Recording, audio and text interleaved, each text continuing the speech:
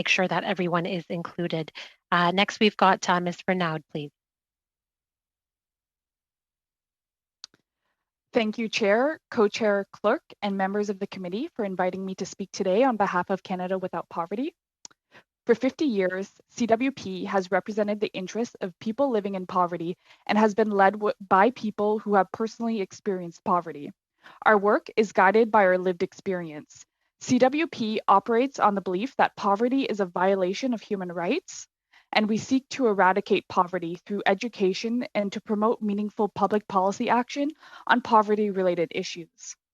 People in Canada living in poverty have faced devastating hardship as a result of the COVID-19 pandemic. In particular, women, racialized and immigrant communities, Indigenous peoples, persons living with disabilities, young adults, seniors, and folks living with intersectional identities have suffered the greatest impacts to their health, employment, housing, and overall well-being. These communities in the past have also faced barriers exercising our most fundamental right as citizens, the right to vote.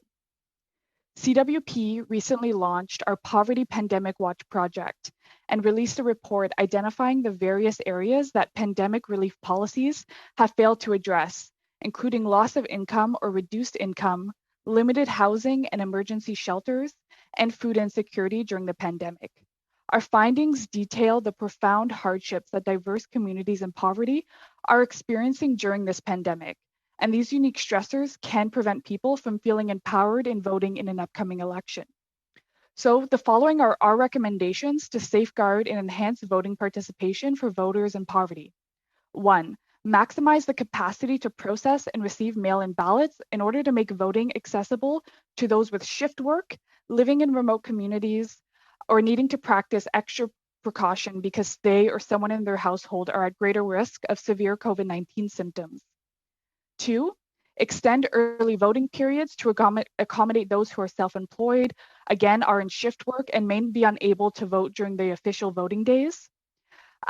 Moving the voting day to 2 8-hour periods on Saturday and Sunday is a good step, but we feel that it ignores precarious part-time shift workers who are more likely to work on weekends and are less likely to feel confident in confronting their employers to leave work early or for a long period to go vote.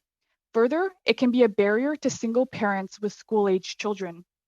We recommend extending official voting days to 8-hour windows on Saturday, Sunday, and Monday, importantly, including a weekday in the voting days.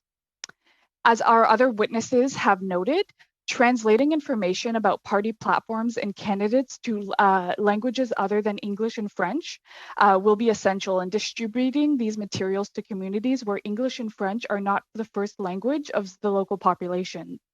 Similarly, translate all voting instructions into more languages and ensure public health guideline signs at polling stations are translated based on local language demographics. 6, allow incarcerated voters to request information about their local MPs and party platforms in order to overcome the barriers they face in accessing localized news media while incarcerated. 7, and lastly, ensure shelters, food banks, and service centers can act as polling stations as long as they can meet those health guidelines for physical distancing, and this will encourage voting in extremely marginalized and impoverished communities. Of all our recommendations, CWP would like to stress the importance of mail-in ballots in ensuring voters in poverty can vote, as they do not require voters to miss work, travel to polling stations, and risk COVID-19 transmission. Anti-poverty advocates across Canada have expressed that mail-in ballots will be key to engaging people in poverty to vote, both during the pandemic and in future elections. Making voting processes, instructions, and information as accessible as possible is necessary for encouraging and empowering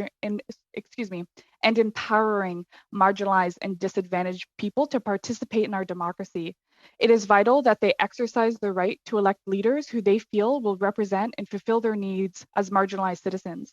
I thank you again for your invitation today and welcome any questions from the committee. Thank you. That was excellent.